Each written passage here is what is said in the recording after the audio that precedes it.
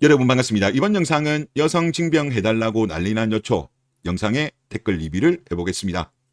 여시들은 여성 징병 논란이 되니까 군대 가고 싶다고 그렇게 이야기하고 있습니다.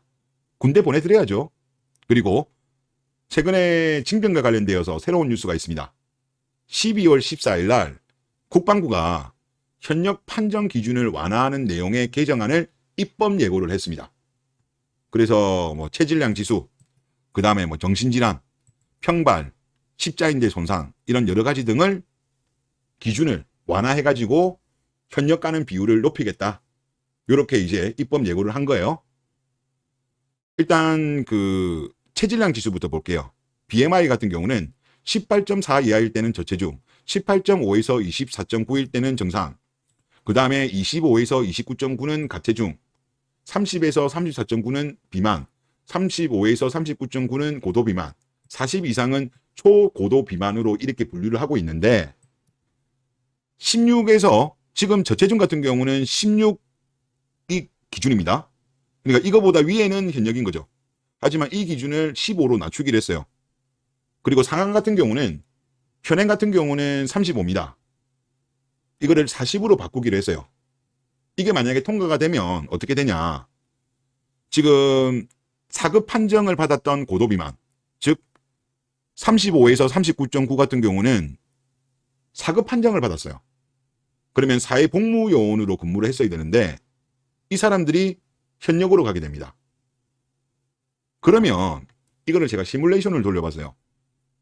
요즘 젊은 친구들 키가 아마 175 정도로 제가 알고 있는데 몸무게가 123kg면 40.16입니다.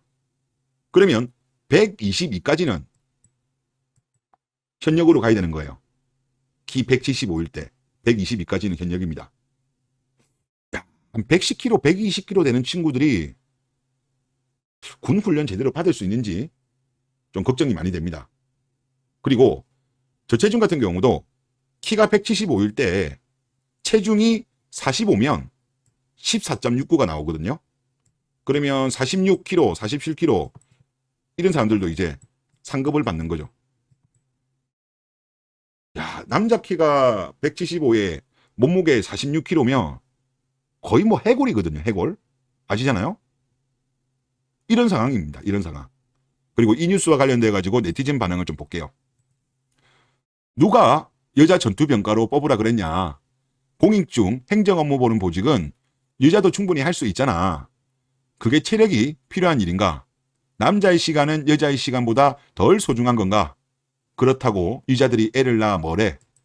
지금 요 글 같은 경우는 남자가 94, 30대가 35%, 40대가 27%, 20대가 18%, 50대가 13% 댓글을 쓴 겁니다. 요거 참고하면서 보시면 될 것 같아요. 순공감순으로 정렬을 했고요.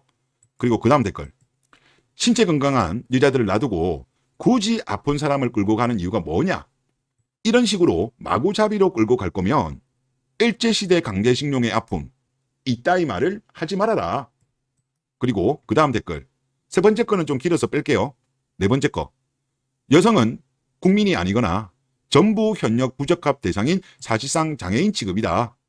20세기도 아니고 21세기 선진국에서 일어나는 일이다. 심지어 헌법재판소도 보증했다.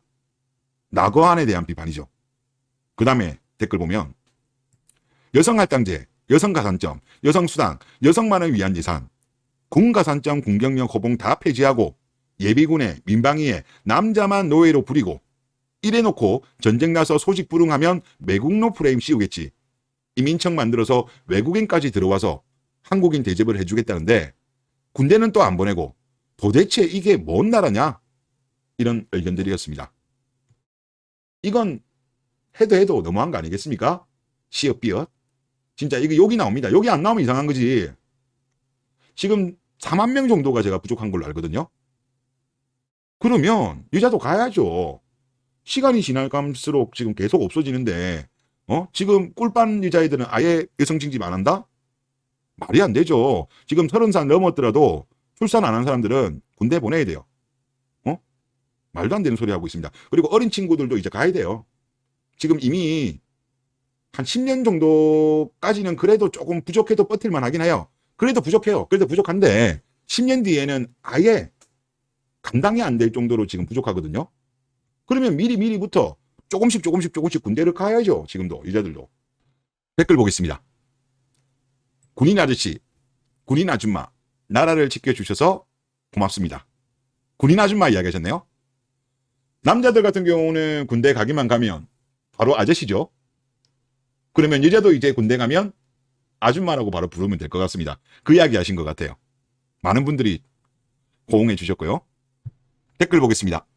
군대 갈 세대가 크고 나면 586들도 점점 줄어들 테고 K 마케이노 세대는 고립됩니다. 현 2030 남성 세대랑 같이 마케이노 물어뜯을 텐데 그때서도 과연 세금에 기생할 수 있을까요? 퐁퐁이 못 잡은 4050 마케이노 세대가 얼마나 비참해질지 궁금합니다. 일본이 엄청난 사회적인 문제가 되었잖아요. 일본 같은 경우가 2020년 기준으로 했을 때 생애 미혼, 단 한 번도 50살이 되었을 때까지 결혼 한 번도 안 한 사람이 일본 남자는 28.3, 일본 여자는 17.8입니다. 엄청나게 많죠. 우리나라는 2020년 기준으로 16.8. 이것도 많은 거죠. 근데 한국 여자는 7.6 정도밖에 안 됩니다.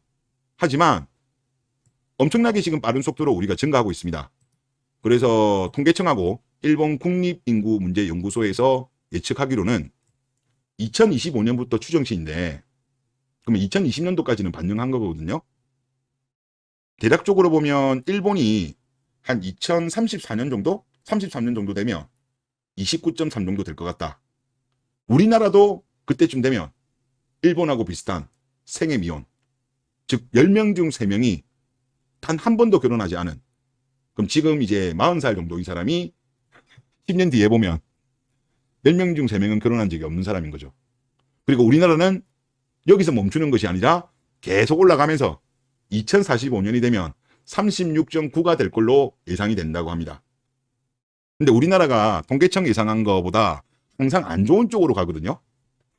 그러면 이게 한 40 정도 나오면 나이가 50이 된 남자 중에 10명 중에 4명이 결혼을 안 한 어메이징한 국가가 될 수도 있다.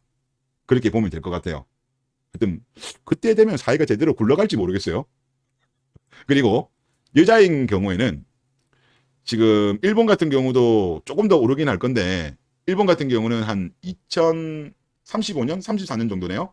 19.5 정도. 그러면 20은 안 넘어갈 거라고 보는 거네요. 그런데 우리나라 같은 경우는 19.5. 그러면 지금 대략적으로 나이가 40 정도인 여자가 10년 뒤에 10명 중에 2명은 생애 미혼일 거다. 이렇게 예상을 하는 거고, 그리고 2045년이 되면 우리나라는 생애 미혼인 여자가 26.2. 그러면 4명 중에 1명이 넘어가는 거죠. 엄청난 수예요. 이렇게 될 거라고 지금 전망하고 있습니다. 그래서 우리나라는 제가 볼 때 25는 무조건 넘어갈 것 같고요. 30도 돌파할 수 있다. 지금 남자들의 어떤 대한민국 여자들에 대한 신뢰가 깨졌기 때문에. 한국 남자들이야 국제결혼으로 그래도 다른 대체할 게 있는데 한국 여자들 같은 경우는 국제결혼 시장에서 인기가 없어요. 그렇다고 한국 여자들이 뭐 예를 들어서 파키스탄 남자라든가 뭐 인도 남자라든가 동남아라든가 이런 식으로 하향 지원은 하진 않거든요. 아마 엄청난 사회적인 문제가 될 거고, 그리고 이들이 워낙 깽판을 쳤기 때문에 지금 딸바보 586 세대분들이 아직까지 기득권을 잡고 있잖아요. 지금 은퇴한 분들이 계속적으로 늘어나고 있지만 10년 정도 지나면 이분들 다 은퇴하고 힘도 없어요. 그때 되면 아마 이분 말씀처럼 마케이누 세대들은 고립이 되고 세금으로 기생하려고 나름대로는 계획을 세우면서 여성계가 목소리를 내고 있지만 결코 그들의 뜻처럼 되지는 않을 거다. 그러니까 이분들은 미리 좀 준비를 하세요. 다음 댓글 보겠습니다. 내가 살다 나라사랑 카드에 한장한 건 처음 보네요. 라고 하셨습니다. 아니 그러니까 여성징병제에 대해서 여자들도 가겠다라고 하면서 나도 나라사랑 카드 혜택을 달라면서 막 되게 이야기를 많이 하더라고요. 그러니까 저는 예전에 군대에 있을 때 이런 게 없어가지고 몰랐는데, 그래서 이번에 한번 찾아보니까 뭐 별 내용 없어요. 그냥 우리가 일반적인 신용카드에서 사용했을 때 혜택 주는 거 있잖아요. 그것보다 조금 좋은 정도 수준. 그 정도밖에 안 돼요. 예를 들어서 뭐 PX에서 환급 할인해주고 KT공중전화 10% 할인, 월 최대 뭐 만원이고, 그 다음에 뭐 경조사 뭐 꽃바구니 2개 증정해주고 결혼 때 축하한 2개 정도. 그 다음에 요 뒤에 거 보면 버스 지하철 10% 할인, 통신 2,500원 할인, CGV 35% 할인. 다른 영화관은 또 안 된다는 말인 거죠. 아웃백 20% 빕스하고, 스타벅스 20% 할인, 롯데월드 에버랜드 50% 할인, GS25 5% 할인, 뭐 교보문고 5% 할인, 금융수수료 면제, 이거예요.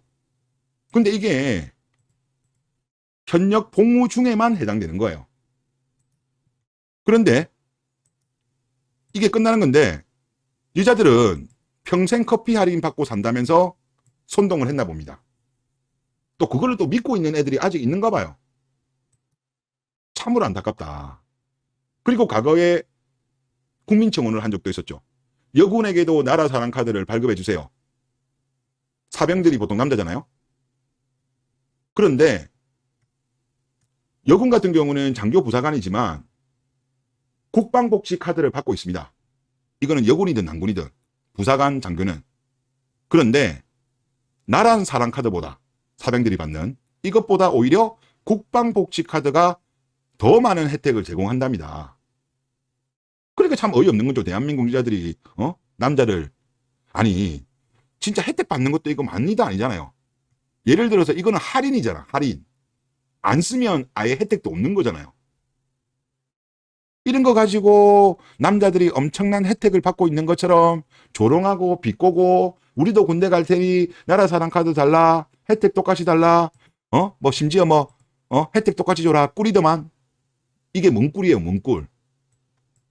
그러니까 얘네들은, 특히 여시 애들은 군대 보내야 돼.